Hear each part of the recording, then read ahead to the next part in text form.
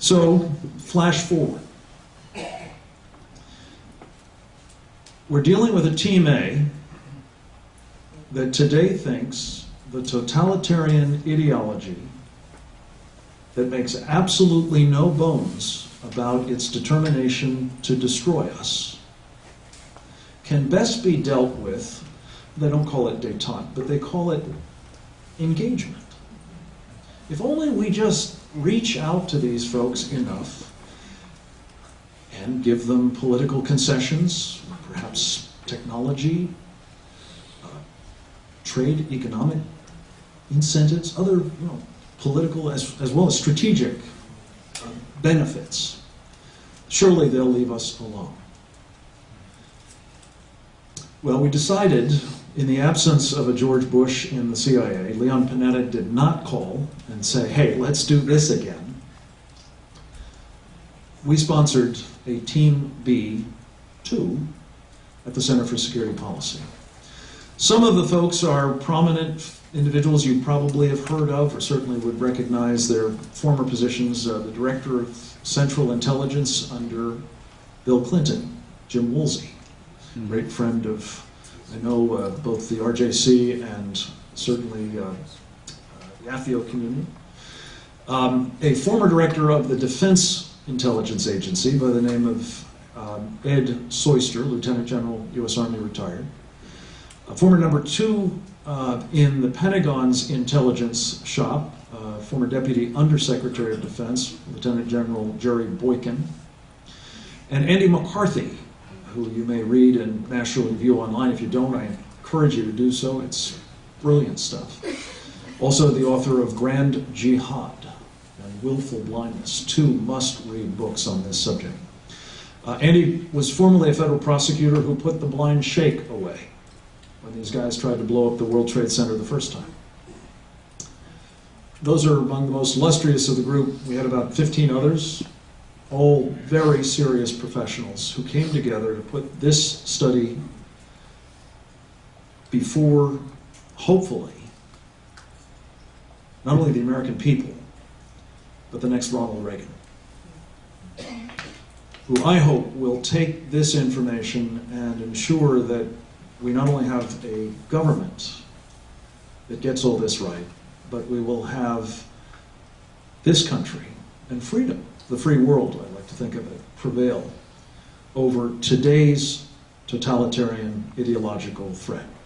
So let me talk a little bit about what that threat is and how it manifests itself, what it is trying to do as we speak that makes it, as Newt Gingrich said in his remarks, at least as dangerous, if not considerably more so, than with Soviet communism in its heyday. So let's take the first slide. What is it? It's not dawn. It is a totalitarian, political, military, and legal program. That's really the essence of this whole address to you. This is a program that we see acted out every day in such garden spots of the universe as Saudi Arabia, Iran, Somalia, Sudan, where the Taliban hangs in Afghanistan and Pakistan, and by the way, in a number of other places where it is increasingly being pushed forward, including the place where President Obama was just recently, Indonesia. So a relatively moderate place by these standards, but one in which you are seeing Sharia inexorably moving forward. We sometimes hear that Sharia, the legal piece of it particularly, is actually consistent with our Constitution, or vice versa.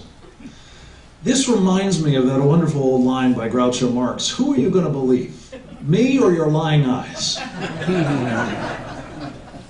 The countries that are enumerated in those bullets bear about as much resemblance to constitutional republics like ours as does, kind of the moon and our own planet. It's preposterous on its face. So we'll talk a little bit about why people are saying that and who they are. Next slide. You've heard the term jihad, right?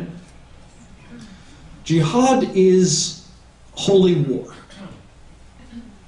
Now again, some of the guys who will tell you that Sharia really is just like our Constitution will also try to tell you that jihad is really just about a personal, internal struggle. And I'm going to come back to who these guys are and why they keep saying these sorts of things to you. But trust me on this. There are scores, if not hundreds, of references to jihad in the Quran and in the other sacred texts of Islam. And I think there is one instance in which you can interpret it as basically internal struggle.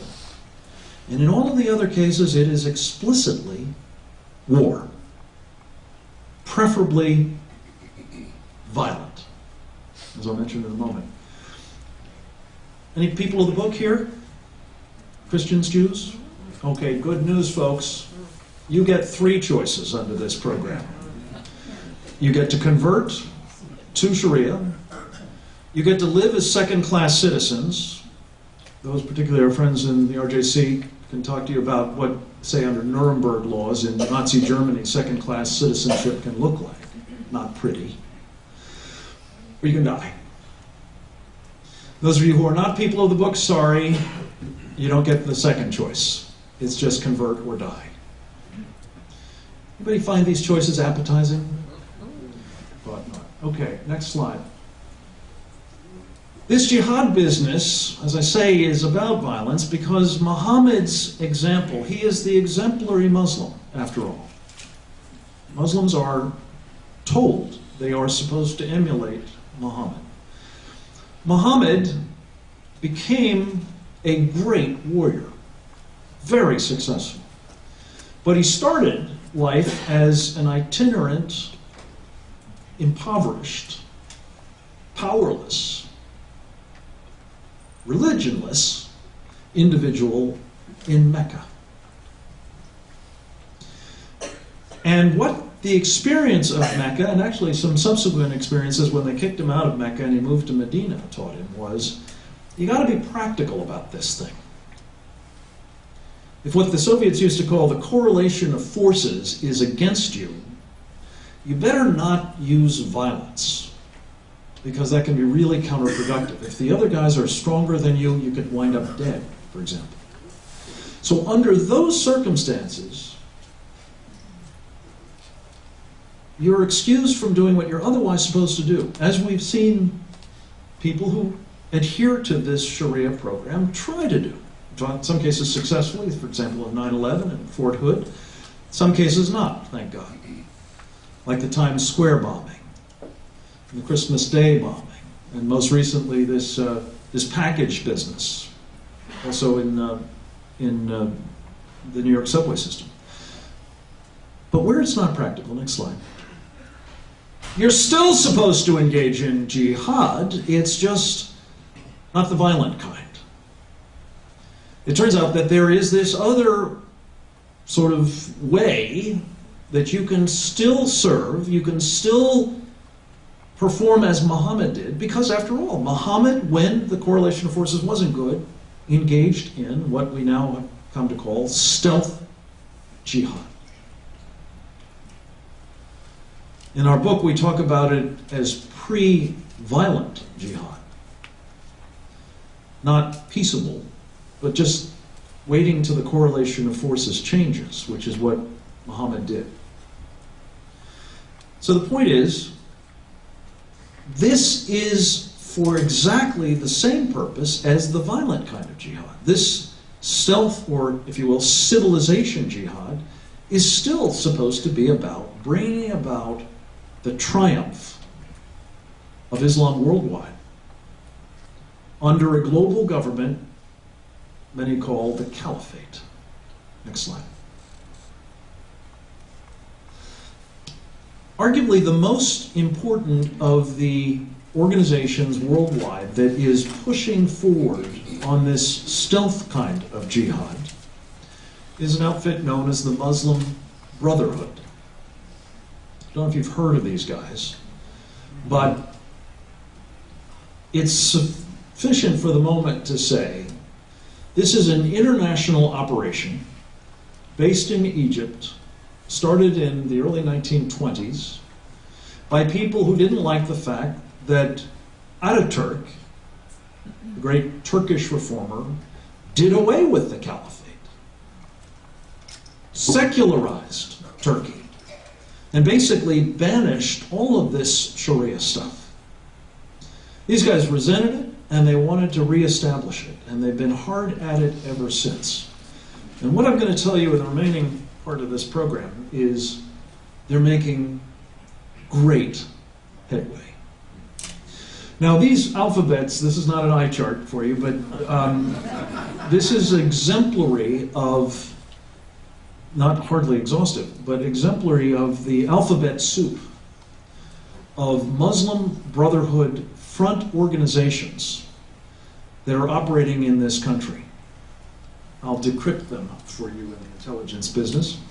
The Islamic Society of North America, ISNA, the Muslim Students Association on 300 or more campuses across America, the North American Islamic Trust, NATE, owns by some estimates as many as 80% of the mortgages of mosques in this country. Hamas, everybody knows that outfit, that's the Muslim Brotherhood's Palestinian franchise. CARE, the Council on American Islamic Relations. You probably have heard of them because they're in our faces all the time. Notably on places like Fox News. MPAC, the Muslim Public Affairs Council, based out of California, very aggressive, relatively new organization, but very much in the Brotherhood orbit. The MAS, not to be confused with the MSA, the MAS is the Muslim American Society, run by a felon, multiple felon by the name of Mahdi Bray. It's the kind of most aggressive of the political arms of the Brotherhood fronts in the United States. And then the Islamic Free Market Institute, IFMI or II, which was actually started by a guy you may have heard of by the name of Grover Norquist. You like them apples. Anyway, these are illustrative. I could go on, and I will show you some places where you can find out more about these guys if you'd like. Next slide.